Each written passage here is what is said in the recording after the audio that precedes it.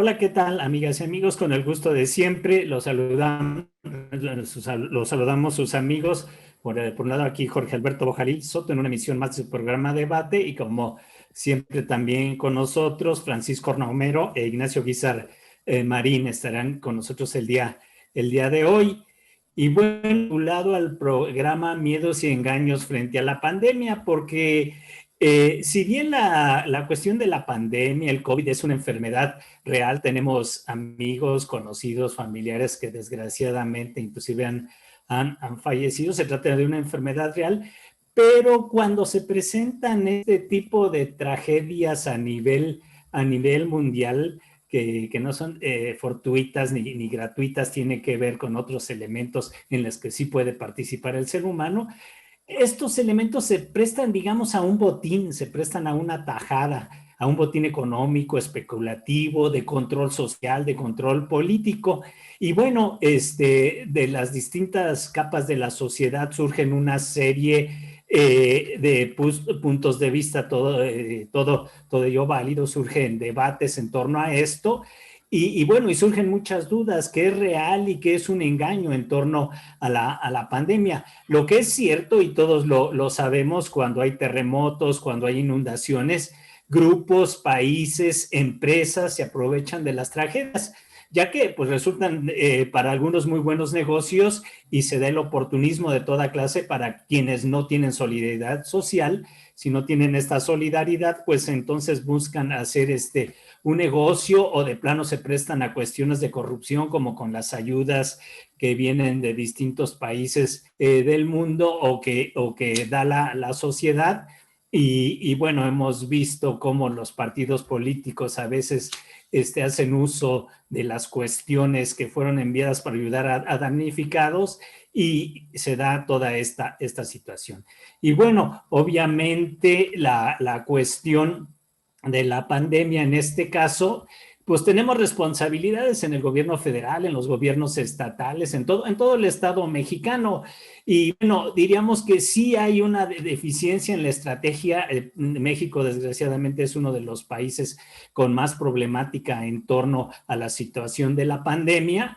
Pero tan igual que la responsabilidad y las fallas del gobierno federal, tenemos a la oposición, que es tan responsable como el actual gobierno del deterioro de las condiciones de salud, de la infraestructura y del manejo político y económico, especulativo y corrupto de aspectos como medicinas, alcance de la cobertura de salud, que se ha reducido desde hace de muchos decenios, y el tratamiento que se nos quiere presentar ahora, pero la oposición se quiere presentar como inmaculada, salvadora y como una panacea. Y no es cierto, igual de responsable, y a veces yo diría hasta más, es la oposición junto con el gobierno federal, que desde mi punto de vista lleva una estrategia equivocada en distintos órdenes en relación con la pandemia.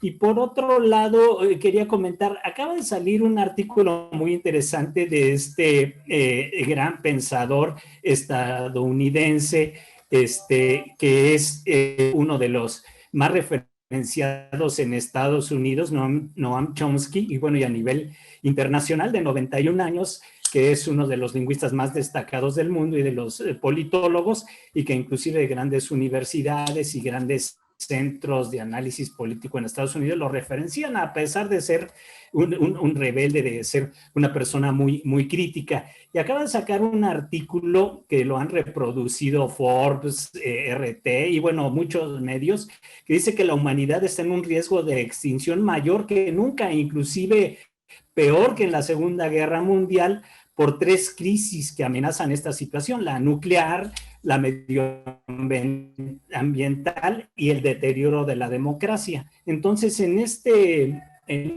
sentido, estamos viviendo una problemática muy grande. Dice que es peor la situación que lo que se vivió con el nazismo, con Hitler, y bueno, él mucho hace una crítica con Trump. Bueno, les recomiendo leer a Chomsky, porque es una persona muy lúcida. Quien lo analiza superficialmente se pierde de un análisis muy importante. Entonces, en este sentido, bueno, pues tenemos a Ignacio Guizar y a Francisco Romero. Pues vamos a empezar. ¿Quién quiere empezar? ¿Qué estamos viviendo en esto de la pandemia? ¿Hay miedos, engaños? ¿Hay ¿es lo cierto? ¿Qué es lo que ocurre? ¿Quién de los dos quiere empezar? Bueno, si quieres empiezo con un primer comentario puntual de salida. O sea, yo sí creo que frente al clima que generó la pandemia durante todos estos meses y sobre todo las medidas de confinamiento y sanitarias, fueron las que de alguna manera rompieron las dinámicas sociales y económicas en concreto en México y en Guanajuato, ¿no? Entonces, sí hubo un discurso de vamos a salir adelante, no pasa nada, y esto alentó como muchísimo los miedos y el escepticismo frente a la pandemia. Por eso se dieron, incluso en el mismo, hablando de un caso como es León, Guanajuato, vi un reportaje del periódico como muy local, el AM, donde evidenciaba cómo la gente se mostraba muy escéptica a lo que estaba representando la pandemia y sobre todo las medidas de confinamiento.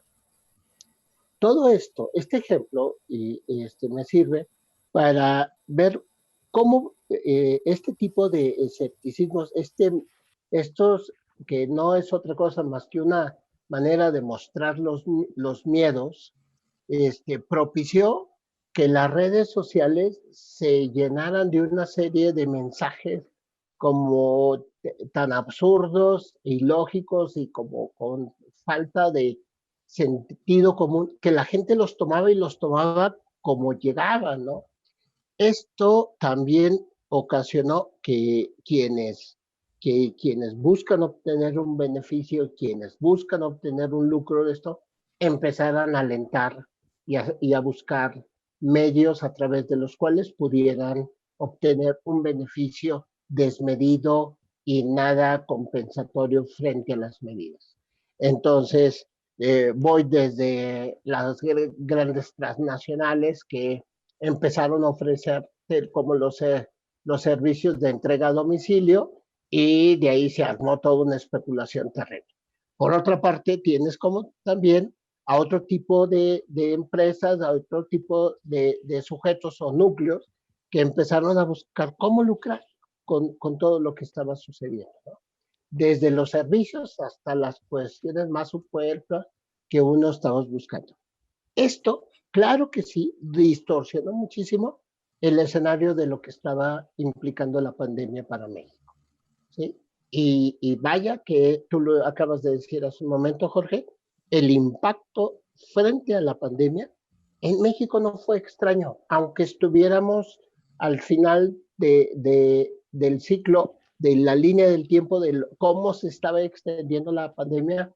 México no tiene nada de extraño de Estados Unidos o de Brasil o de Europa, y el impacto de la pandemia hoy por hoy nos lo está indicando esta línea continua de el número de muertos que todavía se están dando en nuestro país. Si bien tenemos ya varias semanas con una tendencia a descendente en los contagios, en nuestro país hoy por hoy la línea continua sigue siendo, y muy peligrosa, sigue siendo en el tema de los contagios. Entonces, perdón, en el tema de los índices de muertos. Entonces, sí es importante que podamos diferenciar, uno, como todos los efectos que realmente nos está implicando la pandemia. Dos, porque ahí hay mucha información que la gente tenemos miedo de ver. Dos, el tema de cómo funciona hoy nuestra sociedad altamente consumista, altamente metida en la teoría del caos, pero también altamente deseosa de límites claros y un ejercicio de la autoridad. Y por otra parte está el libre comercio. El capitalismo con sus medidas especulativas, pues claro que ha buscado obtener, darle a los grandes capitales los mejores beneficios. Entonces yo haría como estos tres escenarios de una lectura y un análisis que son válidos abordar para poder entender hasta dónde están los miedos y cómo se van enganchando con los engaños que hoy se están dando en nuestra sociedad. Sí, gracias Francisco. Ignacio Guízar, bueno, tú como especialista, uno de los especialistas nacionales, doctor en psicoanálisis, en los aspectos de psicología y como analista en diversos grupos, ¿tú cómo ves esta situación? Por un lado, vemos que sí, efectivamente hay suicidios en torno a esto, hay violencia contra la mujer que se multiplica, están todas las teorías de la conspiración, está como ya dijo Francisco Romero, la cuestión de las redes. Tenemos una posición que en el mundo en general se plantea las oposiciones como que las oposiciones obviamente no lo dicen, pero quieren que haya más muertos, porque eso evita a los gobiernos que estén en turno, sean de cualquier signo. Muchas de las oposiciones lo que están deseando es que fracasen los gobiernos y entonces, aunque no lo digan, están deseando que fracase la estrategia sanitaria para poder sacar una tajada política, como decía hace rato. Francisco habló también de los intereses de la industria, están las farmacéuticas, todos los especuladores financieros y bueno, y también sabemos que hay un manejo de cifras en todos los países, en general no se están dando las cifras reales del número de muertos y bueno, vemos aquí como lo plantea López Obrador, como dice una serie de aspectos que están relacionados con temas religiosos, con aspectos muy subjetivos, o como Trump está hablando de que hasta le quieren hacer fraude por toda esta situación. Y bueno, es una de las cosas que dice Trump, el deterioro de la democracia, aunque sea esta democracia de las élites, pues ponen un serio, en un riesgo serio al mundo. ¿Tú cómo ves esta situación, miedo, temor, violencia, todo esto que estamos manejando? Jorge, pues ya lo veo con pánico, ya me espantaste más. Bueno, que también hay una luz en el túnel porque hay una ruptura. Obviamente, sí, para todo el número de desempleados y toda esta situación que ha dañado seriamente a la industria, a la economía, todo esto, a pesar de que ya venía un deterioro muy grande, implica que hay movilizaciones sociales de distinto tipo en distintas partes del mundo que están reflexionando en torno a que este desastre contra el medio ambiente es una situación muy grave. Pero bueno, dejemos que nos des tu opinión, por favor. Mira, yo que deseaba y deseo llegar a los 90 años y para ello he cuidado mi salud y mi cabeza también, pensar en lo que has planteado de Chomsky. Con respecto, también hay otro científico por ahí, europeo, que también planteó lo mismo, la posibilidad, que es el artículo que había leído, ¿no?, el de Chomsky. Me conmueve mucho la posibilidad de un hombre tan crítico como Chomsky y un hombre de disidencia que también vea de alguna manera en la perspectiva pues un problema de desabasto de humanos en este planeta, ¿no? Es decir, sí, sí, de extinción de la humanidad. Y si lo dice él, o sea, sí, hay que reflexionar. Sí, ahí mis respetos. Entonces, pues, tomar muy en serio esta cuestión, es independientemente de lo que nosotros podamos pensar y de las cuestiones paranoicas al respecto, que también, con respecto a la cuestión de lo paranoico, tengo que decirles algo. Un dicho popular primero: si el río suena, es que agua lleva. Tampoco descartemos todas esas conspiranoias que se han vertido de algún modo, porque algo y algún fundamento tendrán como para plantearse como se han planteado, es decir, también son productos de la cultura que, si bien pudieran estar exageradas, deformadas, hay que buscar de algún modo el fondo y el mensaje que tienen, si lo vemos como un síntoma de orden psicoanalítico. Entonces, entre otras cosas, hablar de la paranoia, lo quiero decir con Lacan, no hay nadie más cercano a lo real que el paranoico, ¿no? Entonces, no descartemos nada, bajémoslo a la posibilidad de una discusión y de un análisis, pero en principio, bueno, creo que hay que tomar muy en serio lo de Chomsky, que no es nada de paranoico, sino seguramente una observación social y de la historia, porque si alguien conoce la historia hoy día en Estados Unidos es él, ¿no? Entonces, tomemos muy en serio la posibilidad del riesgo que estamos viviendo. Creo que eso es muy importante, lo cual tenemos que plantear. Ustedes han planteado también todo lo que tiene que ver con este asunto del aprovechamiento que se hace de cualquier catástrofe. Entonces, ahí por supuesto que todos los mercaderes ven también su oportunidad. Aquí en el sentido, hablando del río, a río revuelto ganancia de pescadores. Entonces, de hecho, el asunto de la vacuna tenemos que tenerla muy en cuenta porque evidentemente ahí hay un gran negocio mundial, independientemente de todo lo que pudiéramos pensar como beneficios. Quiero recordarles algunas fechas que para mí fueron muy importantes, incluyendo la de, ¿qué fue? 2011, la de la pandemia calderonista. Hacia el 2009, ¿no? Más bien. 2009. Sí. 2009, a 3 años de su presidencia. Es decir, que resultaron muy claros los engaños, resultaron muy claras una serie de cosas que estaban en juego ahí, pero quiero plantearles algo. Fechas que tengo muy claras.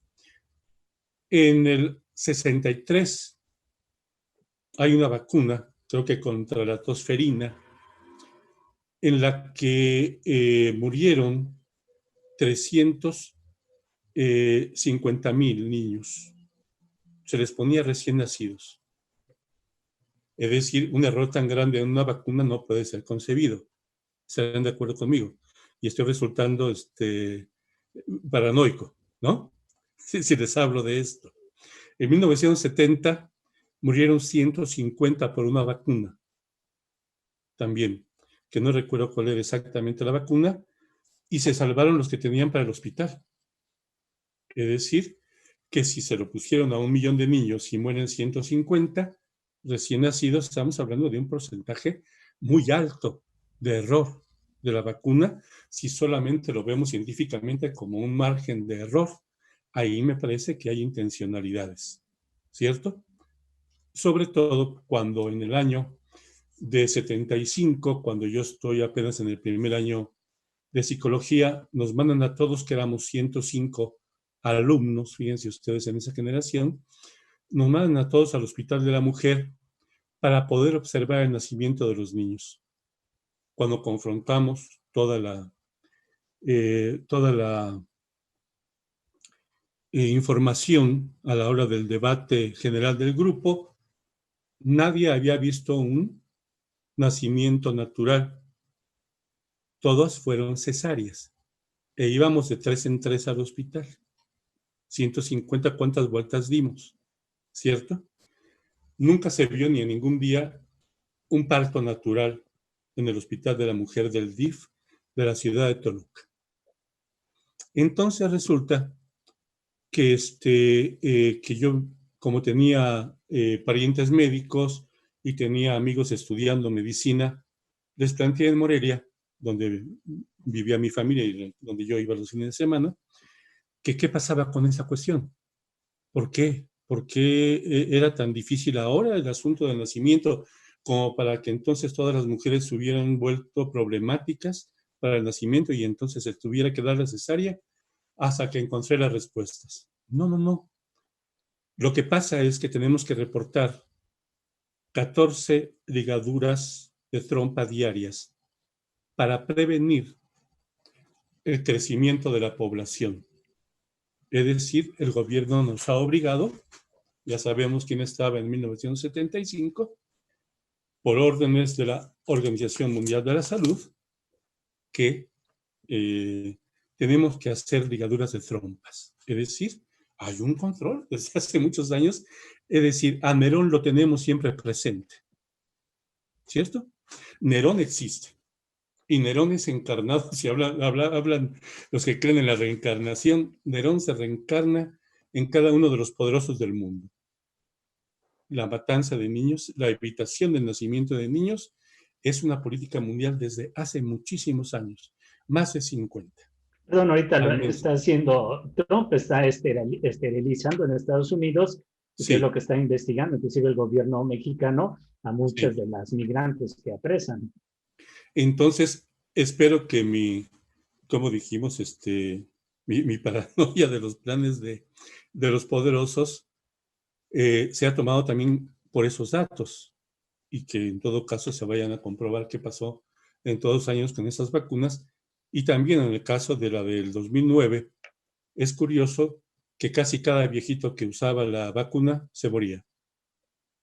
Les pregunto si tenemos estadísticas de los viejitos muertos de vacuna para el H1N1, ¿no? Es decir, ¿qué pasa con eso y por qué estaba también muy localizada la muerte de los viejitos y además obligando cada año a que teníamos todos que vacunarnos? Obviamente que yo con aquellos antecedentes he decidido desde los años 70 no volverme a vacunar, ¿no? Entonces, podrá en un momento dado ser eso paranoia o también tiene que ver con los datos de la historia. Entonces, bueno, hay cuestiones en las que no podemos negar que el poder ha abusado con esa cuestión y como tú lo estás planteando, la esterilización, no solamente que se hace en Estados Unidos, sino continuamente en América Latina, ¿no es cierto? Para Sí, prevenir esto lo el están haciendo crecimiento de las a mujeres poblaciones. latinoamericanas principalmente y mexicanas. Exacto. Entonces, yo creo que aquí hay un problema muy, muy fuerte. Y quiero plantear una moda entre los jóvenes, que no nació de los jóvenes. Esto tiene por lo menos 3 generaciones y sobre todo de uno de los promotores fundamentales seguramente hace muchos años, que es el padre de ese señor de las computadoras, que acaba de morir hace unos 3 días, que fue precisamente de los grandes promotores del transhumanismo, en ese sentido, que tiene que ver con el control numérica de la humanidad, que tiene que ver con la posibilidad, lo tenemos desde hace mucho, como nos lo muestra la película de los niños del Brasil, una necesidad de hacer desde la probeta los seres humanos para el servicio a este capitalismo barbárico. Entonces, puede ser conspiranoico lo que planteo, y sin embargo, quiero también bajarme y ponerme en mi lugar al respecto de cuestiones que alarman desde hace mucho tiempo con respecto a esta posibilidad, también no solamente de la transformación que se ha hecho a través de la comercialización de esta manera de transformar la agricultura, lo que comemos prácticamente ya envenenada, ya realmente con las sustancias que ellos quieren, desde la semilla, en un momento dado, eso se han tomado desde lugares de poder. Entonces, obviamente que todo lo que se ha comprobado al respecto, hay muchos países que han prohibido la intervención de esos grupos que plantean, le llamaron la Revolución Verde, ¿m? A eso que implicaba una generación eh, de producciones para la alimentación controlada por grupos económicos de control del mundo. Entonces, hay muchos aspectos aquí que hoy día, evidentemente, lo quiero ahora simplemente cerrar esa parte con el planteamiento de Lacan. Lacan, poco antes de morir y cuando desarrolla el discurso del capitalismo, dice, eso no va a parar. El capitalismo y el capitalista en su discurso tiene la finalidad de exprimir lo último del mundo, fundamentalmente los recursos humanos, Y hasta, naturales. perdón, Y naturales. y También, ¿no? naturales hasta el final, hasta acabar con el mundo, y eso será en pocos años, decía Jacques Lacan. Entonces parece que lo estamos viendo. Entonces la posibilidad que habla Chomsky alarma en esa posibilidad de que son muchos los elementos que están en juego, no solamente un virus determinado que evidentemente ha matado a mucha gente y sí es de preocuparse, pero en grande. Entonces, son muchos los aspectos que están en juego como para que pudiera haber de alguna manera una extinción de los seres humanos y de la fauna y la flora también, ¿no? Sí, sí, digamos que, bueno, la cuestión del virus es, por un lado, digamos, es una cuestión natural, inclusive el virus tiene que ver mucho con el desarrollo del universo después del Big Bang, los virus y todo es parte de este desarrollo, inclusive de la vida actual, se debe a los virus, es una cuestión natural, pero sí hay, a través de las tragedias hay un manejo, hay un control social, hay un control político, hay una serie de elementos y bueno, ha habido distintas teorías, bueno, tenemos el maltusianismo que también plantea todas estas control, etcétera, y bueno, ¿tú cómo ves, Francisco, esta situación? ¿Tú por qué lado te está planteando, por un lado, desde el punto de vista de la sociedad, del individuo, de su psique, y de las repercusiones que tiene que ver con todo el aspecto económico, político y social? ¿Tú cómo lo ves? ¿Tú por dónde ves estas situaciones que sí, provocan temor y que provocan engaños? yo creo que hay cosas Pero bueno, como los muy... virus son reales, eso sí debemos Sí, dejar sí, muy sí. claro. Sí. A ver, sí, Nacho, tú han comentado cosas que me parecen como muy interesantes y me evocaron como algunas otras situaciones que creo que nos centran en el tema, ¿no? Estaba revisando ahorita la prensa y sí encontré el artículo al que haces alusión, pero hay otra nota en los medios que me pareció más interesante y ya que me conectó lo que decía Nacho con el tema del ejercicio de la autoridad. Aquí hay una nota donde refieren que no hay pruebas de que Noam Chomsky haya dicho que la propagación del coronavirus haya sido intencionada, ni el virus creado por Estados Unidos. ¿A qué voy? El manejo de la información es clave para incentivar los miedos y los engaños. O sea, esto es fundamental. Y lo refiero al tema del ejercicio de la autoridad por dos aspectos, además del análisis muy interesante que estuvo haciendo Nacho, yo lo quiero como bajar a este tema muy cotidiano de nuestra sociedad.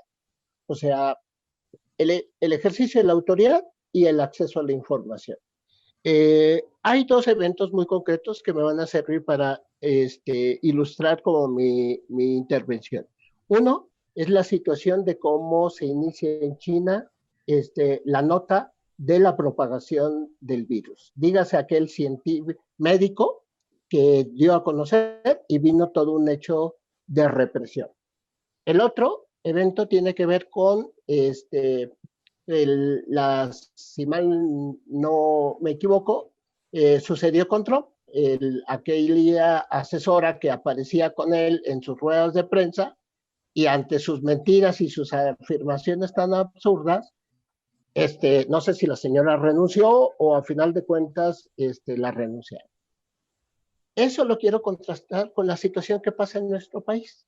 Una autoridad que siempre se quiso justificar para decir, oigan, vamos a llevar las medidas con calma, aquí estamos apelando a la sociedad. Todavía ayer o antier Gatell decía lo mismo, decía, lo que le ayudó a esta sociedad fue que los mexicanos adoptaron las medidas sanitarias. Pero lo que también Gatell nunca quiso retomar, que la prolongación de las medidas de confinamiento y sanidad tan largas iba a provocar una crisis muy fuerte, ¿no? Hoy por hoy nadie entiende cómo si el presidente de la República y el jefe, siendo el Ejecutivo Federal y la Secretaría de Salud, destinaron tantos recursos, porque se gasta muchos recursos, a una rueda de prensa todos los días a las 7 de la tarde, no tengamos muy claro cuáles fueron, cuál es la información más certera y atinada sobre cuáles son los impactos de la pandemia, no en razón del egocentrismo del presidente de decir, nosotros sí supimos cómo, no, no en la lógica de los detractores del presidente de la República, que además lo critican muy severamente desde la edad que tiene el secretario de Salud hasta las afirmaciones de por qué el señor no usa el cubrebocas, el presidente. Sin embargo, al final de cuentas, lo que a mí me da certeza, lo que a mí me da tranquilidad, es la posibilidad de saber cómo estas medidas de confinamiento y sanidad están afectando en lo social y en lo económico. Todo el mundo habla, nos han vendido un discurso de la nueva normalidad. Sin embargo, no hay tal nueva normalidad. Simplemente fue detrás una medida 100% económica de decir, tenemos que reactivar la economía y para reactivar la economía hay que permitir que los diferentes áreas de la economía reaperturen sus servicios con medidas más severas, con esto o lo otro, con protocolos. Sin embargo, pues la verdad que la gente se desbordó y la gente lo único que quiere es salir y romper las dinámicas que hoy se nos puso. Este tema es un tema que yo creo que nuestra sociedad hace mucha crisis. O sea, ¿por qué hubo un rompimiento entre los gobiernos de los estados con el gobierno federal? No es por otra cosa más que un tema 100% económico y acceso a recursos.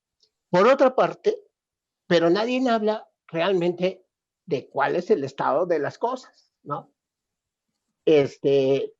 Y por otra parte tenemos a una sociedad desbordada, que no alcanza a ver el impacto económico que está sucediendo. Yo no sé si sea una reacción a la paranoia que habla Nacho, o tiene que ver con que nos hizo un ejercicio de autoridad, nos hizo falta un ejercicio de autoridad como más severa que nos dijera, a ver, esperen. Sin embargo, ¿a qué va mi planteamiento? Hoy por hoy, miedos y engaños sí tiene que ver, sí tiene una relación directa con el ejercicio de la autoridad. Y hoy por hoy tenemos a un presidente de la República y a un gobernador en Guanajuato que tan irresponsable uno como el otro. Uno diciendo nos está yendo muy bien y otro diciendo la culpa es de él. Sin embargo, ninguno de los dos se sienta a visualizar cuál es el día después, cuál es ese soplo de vida que hablaba Nacho hace un momento, un día después. ¿Cuáles son? Porque más allá del tema fatalista o catastrófico, no, este tipo de pandemias, tú lo acabas de decir ahorita al darme la palabra, Jorge, la existencia de los virus son necesarios para la generación de la vida, como parte de la evolución. Sin embargo, la sociedad, hoy por hoy, preferimos irnos al consumismo, a retomar las cosas, más que detenernos a hacer una reflexión y una deconstrucción de cómo está afectando, qué está haciendo realmente el día después en nuestra vida cotidiana. Sí, gracias, Francisco. Ignacio, de esto que acaba de decir Francisco, bueno, tocó varios aspectos importantes, igual que tú has estado tocando, y mencionó la cuestión del acceso a la información. Y yo me preguntaría con esto, ¿qué tanto somos esclavos y qué tanto hasta nos gusta algunas veces, o algunos, porque a mí no me gusta ser esclavo? Yo, aquí me molestan mucho las mentiras del gobernador de Guanajuato, que cuando la gasolina no había, que ya había comprado, pues es una tontería. La vacuna ya está ahorita en octubre, según los dichos, ya la había comprado el gobernador de Guanajuato y sabemos que es una vil mentira. Vemos que en el caso de Corea, que es un país exitoso en términos de cómo ha estado manejando la pandemia, pues sufrieron un frentazo por parte de la sociedad porque en la anterior pandemia, en la anterior situación en Corea les ocultaron la información, no se dio la información como era, y entonces la gente estaba este año, este 2020, muy enojada en Corea, exigiendo que se diera información, que no cayeran los datos, y entonces eso presionó al gobierno en aquel caso a hacer bien las cosas, a tomar todas las medidas de una manera más correcta y aceptar una realidad. Aquí Julio Volvini, respecto a los datos del gobierno federal, que bueno, con las cuestiones, también es una persona muy importante a nivel nacional, un investigador muy serio de la UNAM, escribe en varios medios nacionales e internacionales, y habla de economía moral, pues también habla que los datos que se están dando desde el punto de vista del gobierno federal son falsos. Entonces, en este sentido, esta cuestión de control social y acceso a la información, ¿cómo lo ves, Ignacio? Y esta cuestión de ¿y por qué la gente lo toma muchas veces a la ligera o no hace una crítica profunda? Yo estaba leyendo después de lo de Chomsky, críticas muy superficiales, o sea, desconocen siquiera quién es Chomsky y nada más porque se les ocurre, dicen mucha gente, ¿no? Mucha gente reconoce la gran aportación de este científico, de este pensador, inclusive en Estados Unidos, para algunos es el mejor pensador del siglo XXI, y a nivel internacional, pero es muy fácil criticar a la ligera y por lo tanto tomas decisiones equivocadas para tu propia vida, para tu familia, y bueno, no se diga para la sociedad. ¿Tú cómo ves esta acción del control de las masas, tú que has visto toda esta cuestión de cultura y psicoanálisis y todos estos elementos del malestar en la cultura? Yo creo que esto no puede interpretarse de no ser de manera dialéctica. No podemos simplemente decir, yo tengo la comodidad de querer ser esclavo, que sí lo hay. Me parece que no hay esclavitud sin una perspectiva de conveniencia. Algo puedo sacar de eso y entonces me someto a alguien, como en el caso del amor. Es decir, en el amor, el yo se debilita y se pone al servicio del objeto amado. Y entonces vemos incluso las imágenes del novio, del amante, hincándose ante la amada, poniéndose a las órdenes de la reina. ¿No es cierto? Es decir, un tipo de esclavitud emocional. Y por supuesto, si tenemos que verlo desde este punto de vista del sujeto, obviamente que desde la infancia tiene mucho que someterse porque el peligro que está en no ser amado es la posibilidad en un momento dado de ser abandonado y la muerte. Entonces, someterse a la autoridad de los padres es vital. No es un asunto de que a ver si fuera a suceder. Pero en función de eso, la cultura tiene también sus propios mecanismos para aprovechar esa disponibilidad de conveniencia para ser atendido, para ser mantenido, para que se le den los recursos necesarios para la subsistencia. Entonces es más fácil para el esclavo jugar a eso, siempre y cuando de algún modo, eso lo dice Hegel en la dialéctica del amo y el esclavo, obviamente que el esclavo se somete porque tiene la expectativa de un día llegar a ser el amo. Pero entonces, ¿cómo se le alimentó esa idea? La idea la tiene, de alguna manera, el discurso de la política. El discurso de la política que nos va más o menos instruyendo en la posibilidad de que algún día tú podrás ser dueño de tu propia vida en la medida que tú obedezcas, produzcas para la cultura, en la medida que vayas metiéndote a toda la ideología. Y entonces tantas cuestiones que hay de ideologías de autoayuda en la que obviamente someterte al trabajo, someterte al otro, en la medida de un día llegar a ser el meritorio. Y claro, Por supuesto que en toda la esclavitud hay modo de que alguien que se somete maravillosamente, voy a decirlo psicoanalíticamente, obsesivo-compulsivamente, porque esa es precisamente la estructura psicológica de la esclavitud, la neurosis obsesivo-compulsiva, la obediente. Entonces, lo que tiene eso es, por supuesto, un ideal del yo que de alguna manera ha sido inculcado por la propia cultura, el cómo debo ser, para yo ganarme algún día el reconocimiento. Lo que más logra el esclavo es ser capataz. Con ello ya se siente amo de los otros esclavos, aún siendo esclavo del amo, ¿cierto? El capataz, llámese ahora los políticos, ¿cierto? También, evidentemente, el aparato represivo, como son las policías, el ejército, etcétera, en un momento dado como garantes del orden, entre comillas, porque mi orden tenemos hace, creo que nunca ni hace muchos años hemos visto un orden absoluto, ni existe en forma absoluta. Pero al menos la posibilidad de sentir que hay garantía del orden, tenemos a los capataces, es decir, a la gente que tiene el látigo.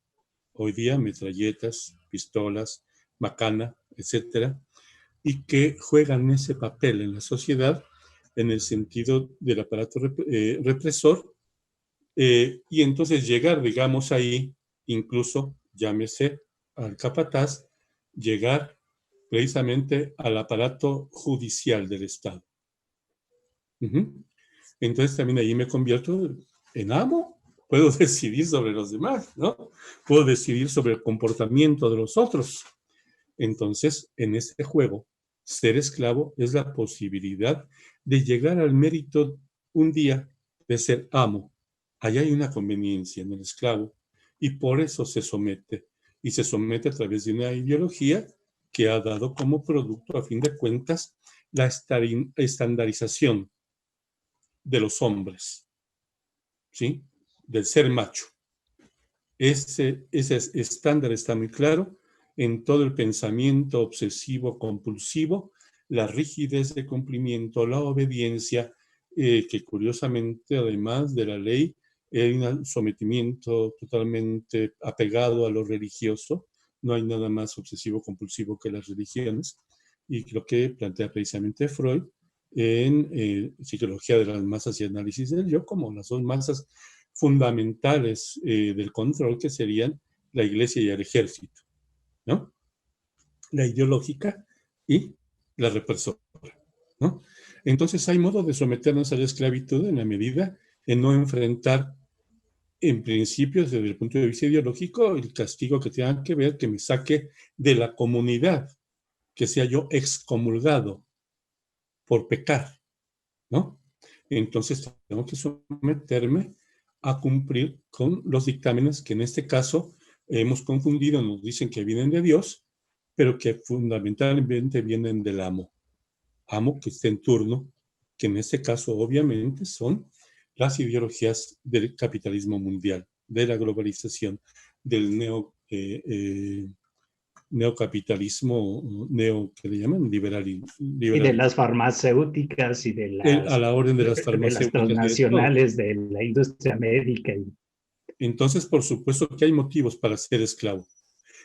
La rebeldía, curiosamente, la muestra precisamente la estructura histérica de las mujeres, que siempre se mostraron, digamos, quienes intentaron y fueron las que en el fondo fomentaron la formación de los sindicatos en el siglo XVII. Es decir, y a mí me hace que todo ese transcurso fue lo que generó de algún modo la posibilidad de que fuera escrito de alguna manera el manifiesto comunista, ¿no? Es decir, envuelto de todas las justificaciones de la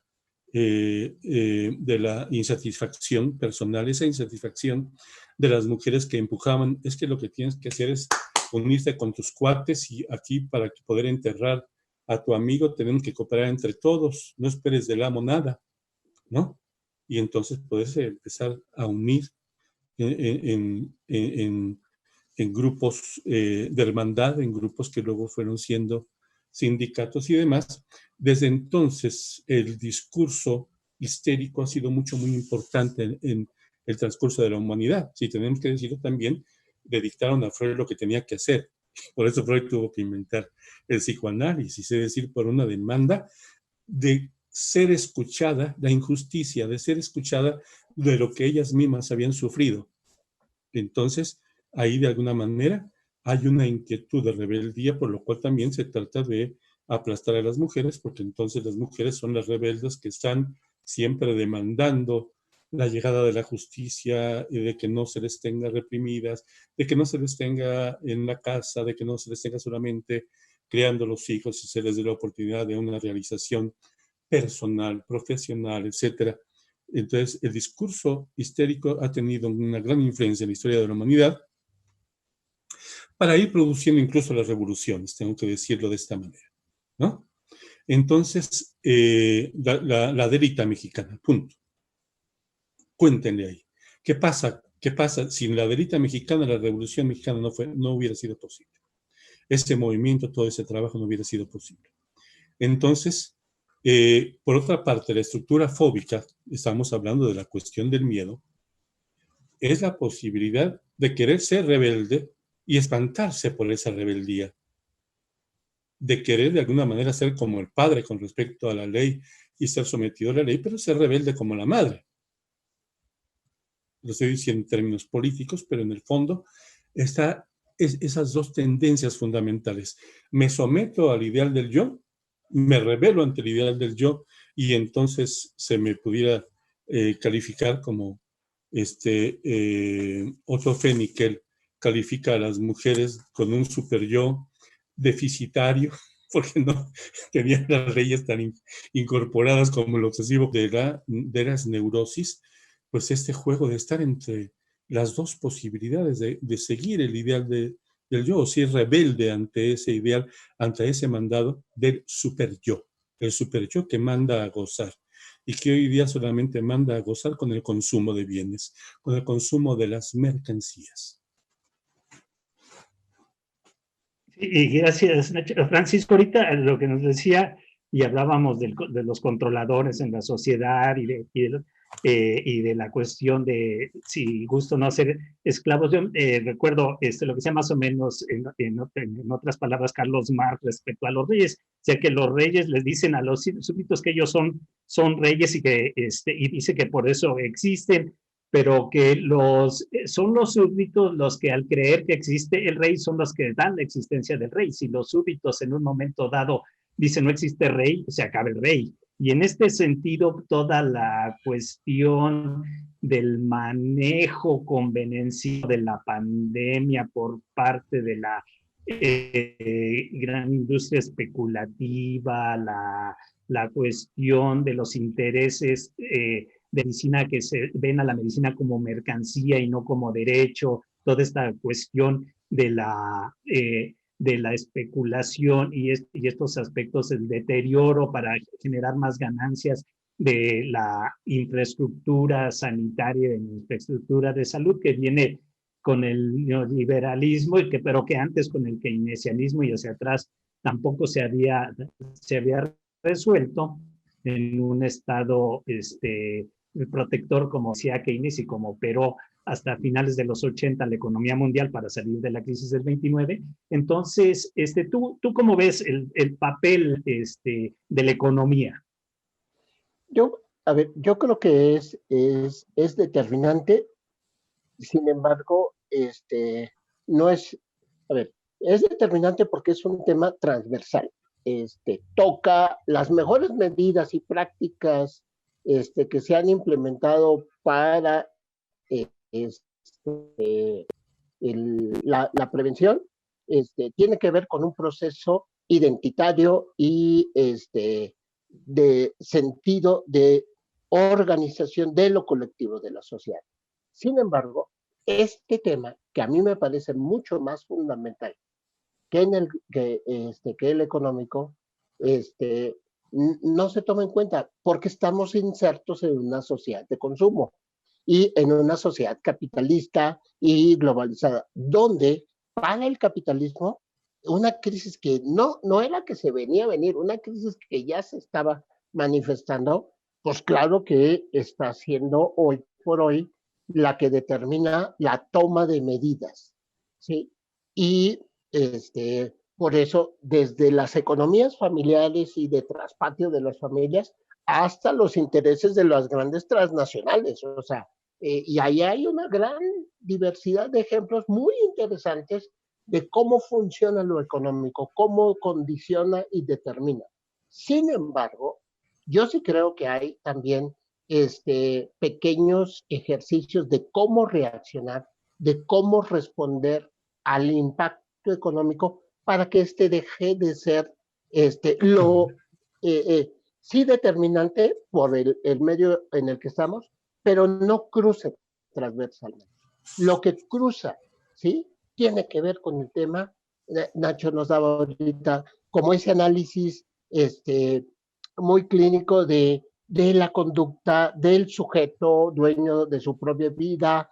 O sea, todos estos elementos que hoy por hoy más bien se traducen en una sociedad de consumo por un individualismo, por una teoría del caos de decir, pues bueno, o sea, pocos son los que van a salir.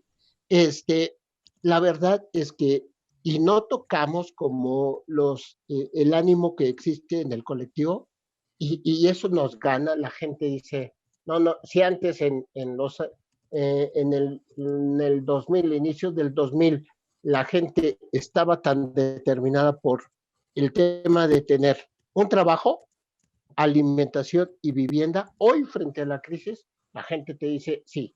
Entonces, la respuesta del gobierno federal, la respuesta de las grandes financiadoras es, démosle dinero a la gente, pongamos a circular dinero para que eso sea lo que les resuelva las crisis y no es cierto, eso no lo va a resolver. Si no lo resolvió en los años 70, 80, 90 y 2000, los proyectos productivos de los gobiernos federales han fracasado. Y muy maquiavélicamente y maliciosamente, el gobierno federal desinstaló las políticas públicas basadas en financiamientos a proyectos públicos, pero no porque quisiera dejar ser un Estado paternalista y con una función pública. No. No. Lo utilizó de una manera muy maquiavélica porque el señor de esa manera lograba que este sentido que hablaba yo de lo colectivo, lo identitario, el sentido de pertenencia, el señor dijo, no, lo vamos a hacer sobre el discurso. El discurso, ¿por qué crees que maneja el discurso religioso, bíblico? ¿Por qué él se centra con una figura muy mesiánica, ni siquiera populista, sino muy mesiánica, pragmática? Porque lo que quiere es volcar esa necesidad del ánimo colectivo, volcarla sobre un discurso pragmático y mediático de decir, pongamos a circular el dinero. Entonces, tratando de contestar, la respuesta a tu pregunta es dejarla abierta, no es una respuesta simple de decir sí o no. Claro que el aspecto económico toca. Lo importante es, en un análisis dialéctico como lo que propone Nacho, poder entender cuáles son realmente los temas que trascienden porque cruzan el tejido social y los esquemas de organización de la sociedad. Y sí, ahí va a llegar un momento en que lo económico deja de ser lo sustantivo y más bien el hombre y mujer en el entendido de lo que son las mayorías y las minorías, en el entendido de lo que es lo público y lo privado, en el entendido de lo que es mujeres y hombres, podamos replantear nuevos términos de relación en equidad e igualdad. O sea, hoy por hoy es importante discutir una nueva noción de autoridad y una nueva noción de autoridad basado en una noción de lo que es el consenso, la construcción de acuerdos, las mayorías y las minorías. Sí, gracias, Francisco. Nacho, sé que tienes una obligación profesional y que te tienes que retirar, pero si tienes un minuto para hablar un poco de futuro y esperanza, así muy brevemente en un minuto, y ahorita con Francisco nos vamos también al tema. Sí, gracias por esa oportunidad y disculpen que tengo que atender consulta. Un segundito, déjenme contestarle que le llamo en un momentito nada más. Sí. Bueno, yo nada más quiero decir ahorita lo siguiente, ya que referencié a Chomsky en un principio. ¿Qué nos dice él? Yo, si veo una situación muy difícil, también veo que hay luz atrás del túnel si es que los seres humanos reflexionamos de una manera solidaria. Pero ¿qué dice él? La única esperanza de hacer frente a las dos crisis existenciales que sí amenazan con extinción se refiere pues a la cuestión del problema nuclear, a la cuestión de la autoridad antidemocrática y bueno, y también obviamente está hablando del deterioro enorme de la situación del medio ambiente como una amenaza real. Dice que debemos abordarlas a través de una democracia vibrante, profunda, no electorera, de cada 6 años, con ciudadanos o cada 3 años comprometidos e informados que participen en el desarrollo de programas para hacer frente a las crisis. O sea, como los doctores están resolviendo el problema de la pandemia, que son los doctores y no los políticos, y no porque lo digan los políticos, sino porque son los doctores los que saben, y los maestros están resolviendo el problema de la educación, y con los estorbos políticos en ambos casos. Así es a como se refiere Chomsky. Sí, Jorge, la esperanza yo la veo en lo que ustedes han planteado, tú en el principio y ahora Francisco en esa parte que acaba de proponer, es decir, hay procesos sociales en donde debemos saber escuchar las voces. La fortuna es que ahora las voces están queriendo ser escuchadas, ¿cierto? Es decir, muy claro en todas estas cuestiones que están pasando socialmente, como la respuesta a los intelectuales. Hoy en la tarde ya iban más de 40,000 personas contestando contra el comunicado de los intelectuales pidiendo libertad de prensa y de alguna manera con un planteamiento que se hace escuchar por parte del pueblo. 40,000 personas no es cualquier cosa, creo que es importante el número, contra 600 y tantos intelectuales funcionales que estuvieron siempre favorecidos por el sistema. Entonces, me parece que aquí, en la oportunidad de escuchar el discurso, que es lo que yo decía con respecto a la cuestión del discurso de la histeria, ha hecho cambiar la sociedad. Ahora escucharnos a todos, aunque se nos escuche el grito histérico en un momento dado, tendríamos que ser totalmente atentos al discurso del pueblo, al discurso de las mujeres, al discurso de los hombres, al discurso de los niños, al discurso de los ancianos, para que en un momento dado pueda hacerse otro tipo de sociedad. Ojalá que no lleguemos a la extinción, sino en todo caso a la posibilidad del acuerdo para que logremos rehacer una nueva sociedad conforme en todo caso al deseo del pueblo, pero eso puede ser si, solo si, ese discurso de la gente menesterosa, de la gente necesitada, es escuchada.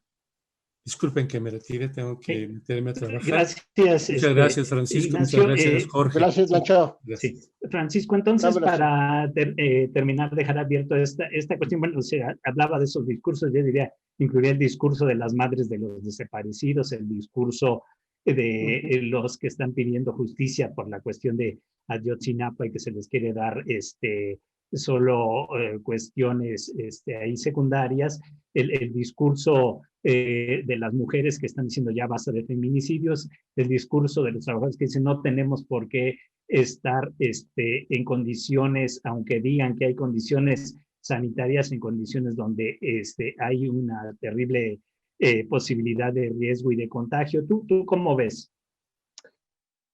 A ver, la esperanza sobre todo, decían. Sí. A ver, mira, ciertamente la esperanza empieza por una etapa de transición. O sea, ¿a qué voy? O sea, la esperanza incluso llevada desde el aspecto más amplio, filosófico y social, implica un hacer y un entender el aquí y el ahora del sujeto.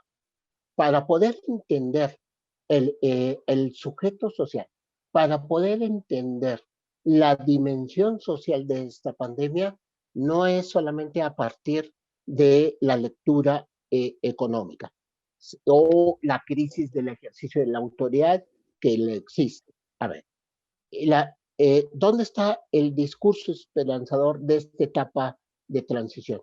En la medida que sigamos proponiendo espacios de construcción donde el manejo de la información facilita crear un pensamiento crítico y participativo de la sociedad, pero sobre todo a este nivel, Jorge.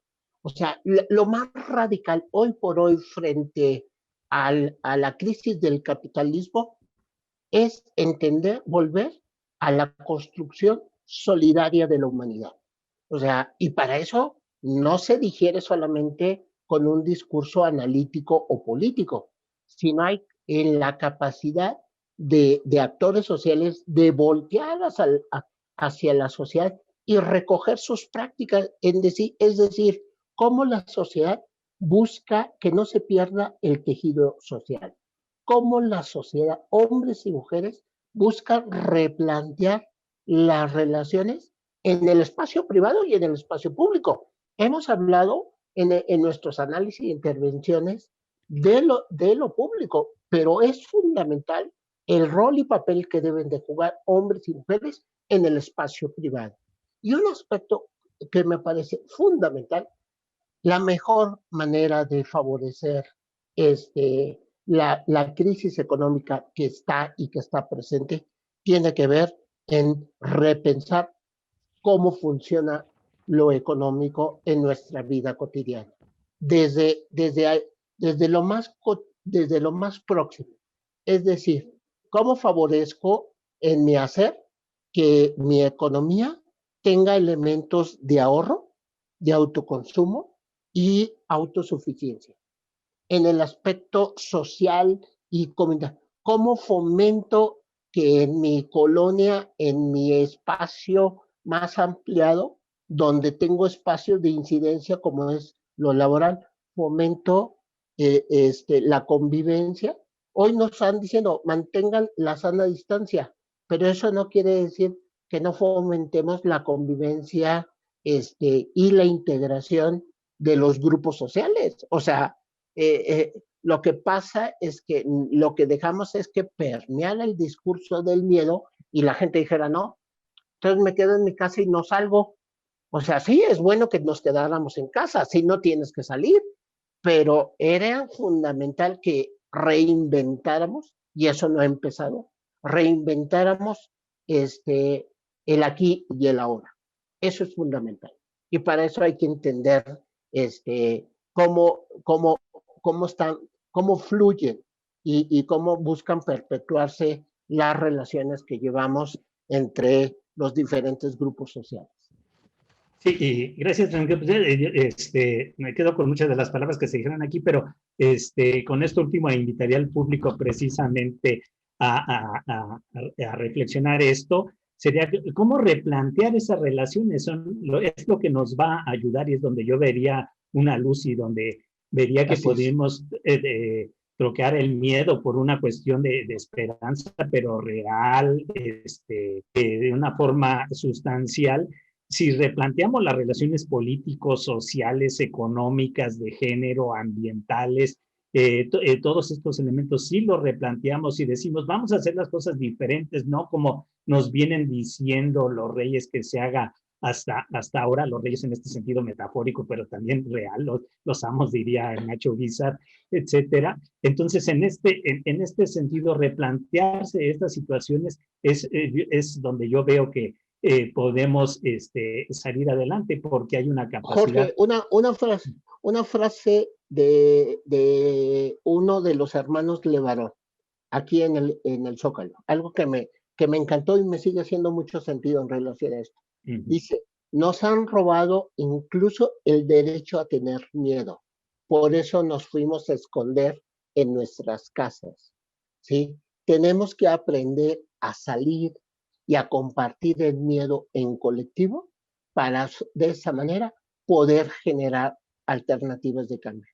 O sea, a mí esa frase de este señor me sigue pareciendo fundamental en una construcción de la esperanza. Sí, perfecto, pues qué bueno que concluyes, bueno, que terminas con esta frase y bueno, pues les agradecemos a Ignacio y a ti estar aquí, a bueno, todos los muchachos que hacen posible este programa, todo el trabajo que hay atrás y más en estos tiempos, pero siempre es un trabajo enorme, pues es el trabajo el que provoca que se puedan hacer las transmisiones y en este sentido a ustedes, amigas y amigos, pues los invitamos a la reflexión, porque si bien vemos una situación difícil, también podemos encontrar las luces en el